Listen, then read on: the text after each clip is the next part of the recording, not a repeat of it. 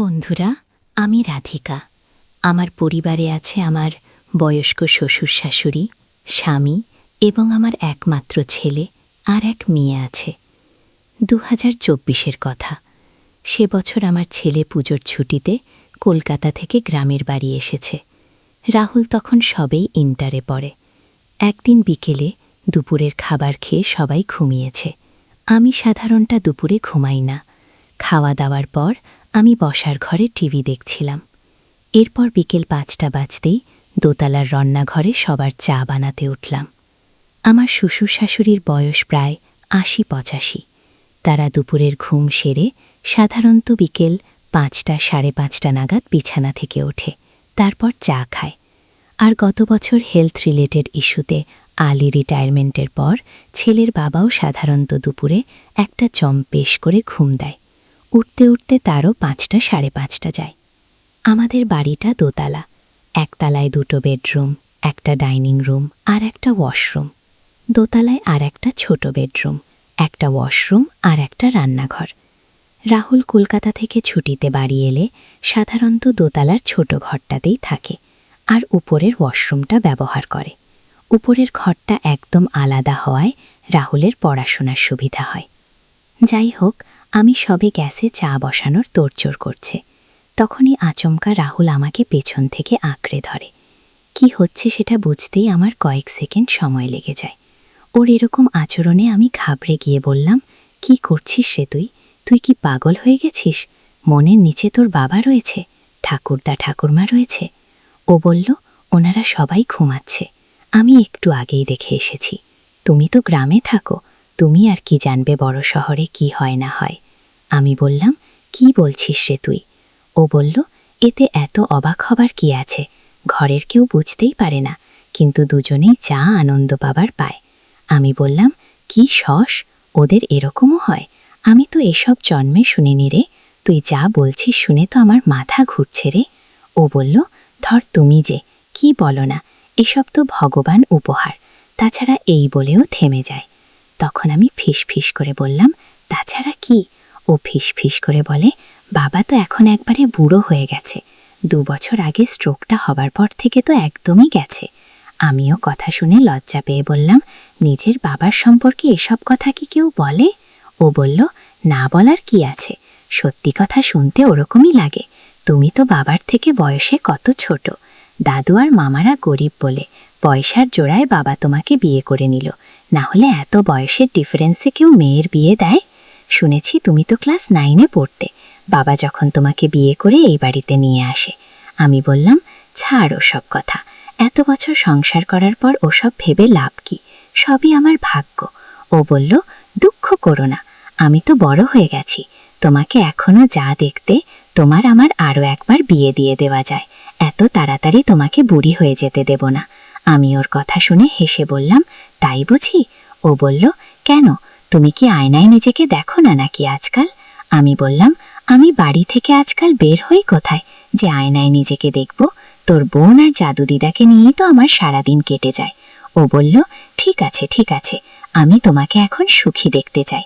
অনেক বছর ধরে তুমি কষ্ট করে যাচ্ছ, আমাকে সেই সুযোগ দাও, তোমার পায়ে পড়ি। আমি তখন ওর জোড়াজুড়িতে রাজি হয়ে যাই, আর ওখানেই আমি ওকে নিজে দিয়ে দিলাম। আর সত্যি অনেক বছর পর একটু সুখের দেখা পেতে শুরু করলাম। এরপর আমি ওকে বললাম, পরে যদি তোর জীবনে একটু সুন্দরী মেয়ে আসে, তখন তো সব ভুলে যাবি। ও বলল, কখনো না, আমার জীবনে একটাই নারী, আর সেটা হলো তিমি।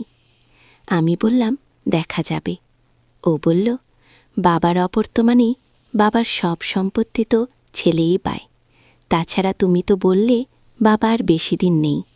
ডাক্তারবাবু একরকম বলেই দিয়েছে, বাবা চলে যাবার পর তখন একা একা থাকতে কি বলে, কতদিনই বা পুরুষ মানুষ ছাড়া থাকবে। ওর কথা শুনে হেসে দিয়ে বললাম, তোদের ছেলেদের কি কোনো লজ্জা শরম নেই রে? ও বলল, আমার কি দোষ, তোমাকে যে আমার দারুণ ভালো লাগে, আগে কোনো দিন লজ্জায় বলতে পারিনি, এখন বড় হয়েছি বলে বলছি। তুমি জানো না তুমি কি ভীষণ সুন্দরী? এই বলেও আমার হাত ধরে ধরে আবার ঘরে গিয়ে গেল। এরপরও আমাকে বলল, এটা আমার কতদিনের স্বপ্ন, আজ সেই স্বপ্ন পূরণ হলো। আমি বললাম, ওরা সব নিজের ঘরে রয়েছে, একবার যদি ওরা কেউ উপরে রান্নাঘরে চলে আসে আর দেখে যে আমি তোর ঘরে আর ঘরের দরজা বন্ধ, তাহলে কি হবে বল দেখি তুই? ও বলল, আমি কাছাকাছি করি না, দোতলার সিঁড়ির দরজা বন্ধ করে দিয়ে এসেছি। তারা কেউ দোতলার রান্নাঘরে এলে সিঁড়ির দরজা বন্ধ দেখে তোমাকে ডাকবে, তখন তুমি আমার ঘর থেকে বেরিয়ে যাবে। আমি বললাম, তুই ঠিক বলছিস তো যে তুই দোতলার সিঁড়ির দরজা বন্ধ করে দিয়ে এসেছিস? ও বলল, হ্যাঁ, আমি অত বোকা নই। তখন আমি একটু নিশ্চিন্ত হয়ে বললাম, বেশি দেরি করিস না, অনেকক্ষণ হয়ে গেছে, কিন্তু নে এবার তাড়াতাড়ি শেষ কর। ও আমার কথা মতো তাই করল। তারপর আমি ফ্রেশ হয়ে স্বাভাবিক হয়ে বললাম, নে দরজা খোল, আমার অনেক কাজ আছে।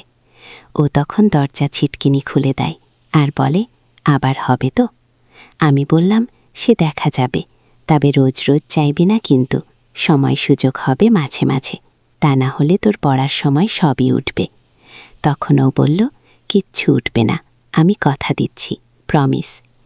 আমি ঘর থেকে বেরিয়ে রান্নাঘরের দিকে যেতে যেতে বললাম, ঠিক আছে, যদি ঠিকমতো মন দিস তাহলে মাঝে মাঝে হবে, বললাম তো।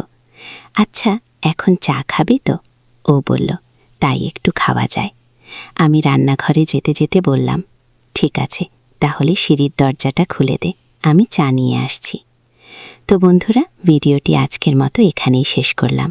পরবর্তীতে আরও সুন্দর সুন্দর গল্প পেতে একটা লাইক দিয়ে চ্যানেলটি সাবস্ক্রাইব করে সাথেই থাকবেন। দেখা হবে পরের কোনো নতুন ভিডিওতে। সেই পর্যন্ত সবাই সুস্থ থাকুন। ধন্যবাদ। কেমন আছো সবাই? আশা করি ভালো আছো। আজ আমি তোমাদেরকে যে গল্প বলবো, গতকাল এটার প্রথম পার্ট দিয়েছি। যারা আগের ভিডিও দেখোনি, তোমরা এই ভিডিওর ডিসক্রিপশন বক্সে গেলে দেখতে পাবে। একদম সত্য ঘটনা। ছেলে কিভাবে তান্ত্রিকের কাছে গিয়ে মাকে বশীকরণ করল। গল্পটি শোনার আগে কানে হেডফোন লাগিয়ে নাও। তাহলে চলো শুরু করি। তান্ত্রিক বাবা কি বলেছিলেন মনে আছে তোমাদের? বলেছিলেন পলির মাথার চুল লাগবে, পলির ব্যবহৃত কাপড়ের টুকরা লাগবে, আর পলি যে খাবার পছন্দ করে সেটা নিয়ে যেতে বলছেন। বাড়িতে এসে ভাবছি কিভাবে কি করা যায়। যা করার আমাকে রাতের বেলা ঠান্ডা মাথায় করা লাগবে। রাতে খাওয়া দাওয়া শেষ করে আমরা নিজের ঘরে চলে গেলাম আর ভাবলাম একটু দেরি হোক, পলি যখন ঘুমাবে তখন এই কাজ করতে হবে। তার যখন একটা হবে তখন আমি উঠে ডাইনিং রুমে গেলাম। দেখি ওখানে চিরুনি রাখা। আমি তো খুশিতে নাচতেই ইচ্ছে করছে। চিরুনি নাকের কাছে নিতেই আমার বুকে নাড়া দিল। চিরুনি থেকে কি সুন্দর ঘ্রাণ আসছে। পলি আমার দাসী হবে, এটা আমার মনে পড়লে খুশিতে নাচতে ইচ্ছে করে। চিরুনি থেকে একটু চুল নিলাম, বারান্দা গিয়ে দেখলাম একটা পুরনো জামা রাখা। কাঁচি দিয়ে কেটে টুকরো কাপড় নিলাম।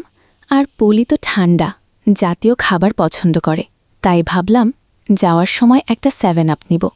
রাতে আমার খুশিতে ঘুম হচ্ছে না, কবে যে সকাল হবে আর তান্ত্রিকের কাছে যাব।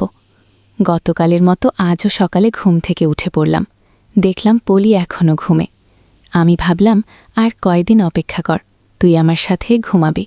8টার সময় মা ঘুম থেকে উঠে আসলো, দেখলাম সিলিকন নাইটি পরে আছে, বেশ ভালো লাগছে দেখতে।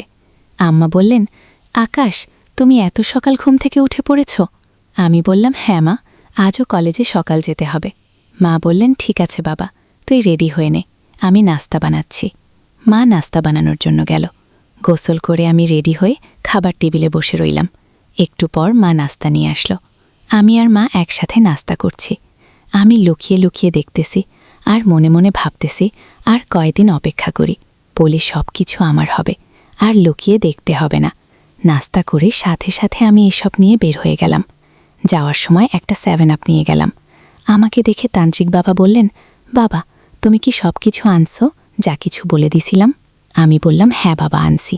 এই নেন আপনার 10,000 টাকা, আর এই নেন পলির মাথার চুল আর ব্যবহৃত কাপড়। 7 আপও দিলাম, এটা পলি পছন্দ করে। তান্ত্রিক বাবা বললেন, এরও একটা জিনিস লাগবে, পলির মায়ের নাম দিতে পারবে? হ্যাঁ বাবা, আমার জানা আছে, পলির মায়ের নাম শিউলি রানী। তান্ত্রিক বাবা বললেন, ঠিক আছে, এখন তুমি বাইরে গিয়ে বসো, আমি তোমাকে ডাক দিলে আসবে। আমি অপেক্ষা করছি। 1 ঘন্টা পরে আমাকে ডাকা হলো। তান্ত্রিক বাবা বললেন, তোমার কাজ শেষ। এখন আমি তোমাকে যা কিছু বলবো মন দিয়ে শুনতে হবে। যেভাবে বলে দিব সেভাবে কাজ করতে হবে। এই নাও একটা কবচ। এটা একটা গাছের ডালে রাতে ৩টার সময় বাঁধতে হবে, যাতে কেউ না দেখে। এরপর আরও একটা দিলেন। এটা পলির বাড়ির উঠানে মাটির নিচে গাড়তে হবে সন্ধ্যা পরে। আর ৩টা তাবিজ দিলেন। প্রতিদিন রাত 12টা পরে পেলির নাম ধরে জ্বালাতে হবে। আরও 2টো কবচ দিয়ে বললেন, এটাতে পলির মাথার চুল আছে, এটা তোমার গলায় রাখবে। আর একটা কবচ তোমার বাম হাতে বাঁধবে, এটাতে পলির ব্যবহৃত কাপড় আছে। আর এই 7 আপার মধ্যে কিছু জিনিস মিক্স করে দিছি, এটা আজ গিয়ে খাওয়াবে। খাওয়ার 1 থেকে 2 ঘন্টা পরে সে ঘুমিয়ে পড়বে। এরপর থেকে সে আস্তে আস্তে তোমার দাসী হতে থাকবে। আমি এসব পড়ে দিছি, সব কিছু নিয়মিত করবে। কয়েকদিনের মধ্যে ফলাফল পাবে, আর পলি তোমার দাসী হয়ে যাবে। আমি তো খুশিতে পাগল হয়ে যাচ্ছি। বাইক নিয়ে সোজা বালিতে চলে আসলাম। ব্যাগ থেকে 7 আপ বের করে মাকে দিলাম। মা বললেন, ভালে করছিস। আমি আরে ভাবছি তোকে বলবো 7 আপ আনার জন্য। মা, আমি জানি ফ্রিজে 7 আপ নাই, তুমি খাওয়ার জন্য খুঁজবে তাই নিয়ে আসলাম। এজন্য তো বলি, আমার ছেলে আমার খেয়াল রাখে সবসময়। মা আমাকে দিল, আমি খেলাম না। আমি বললাম, মা আমি মাত্র টাইগার খেয়ে আসছি, তুমি খাও, আমি এখন খাবো না। মা একাই খেলো 2 গ্লাস। আমি মনে মনে ভাবলাম, খাও বলি, তুমি তো আমার হতে চলেছ। তান্ত্রিক বাবার কথা মতো সত্যি মা খাওয়ার 1 ঘন্টা পরে ঘুমিয়ে পড়ল। প্রায় 2 ঘন্টা পরে মা ঘুম থেকে উঠে হাঁ করে আমার দিকে তাকিয়ে আছে। আমি একটা মুচকি হাসি দিলাম, আর ভাবলাম মনে হয় আস্তে আস্তে ওষুধে কাজ করতেছে। আমি বললাম, মা তোমার কি শরীর খারাপ লাগছে? মা বলল, না। আমি বললাম, তাহলে খাওয়া দাওয়া করো। মা বলল, হ্যাঁ এখন খাবো, আমার জন্য 1 গ্লাস পানি দিয়ে আসো। মা আমার জন্য পানি নিয়ে এসে বললেন, এনো পানি। আমি হাঁ করে তাকিয়ে আছি। মাও আমার দিকে তাকিয়ে আছেন।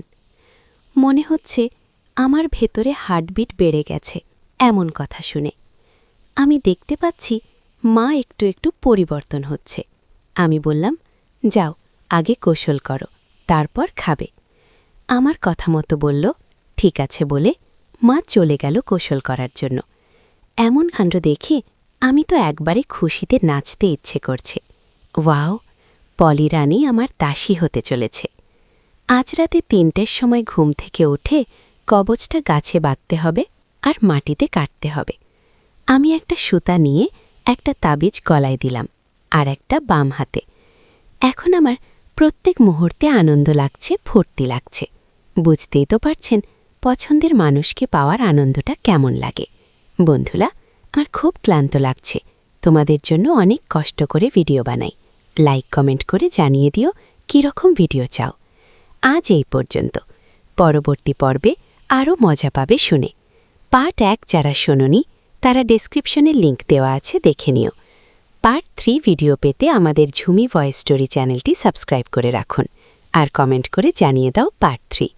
এটা একটা সতর্কতামূলক ভিডিও, সম্পূর্ণ না শুনলে বুঝতে পারবে না। সাথে থাকার জন্য ধন্যবাদ।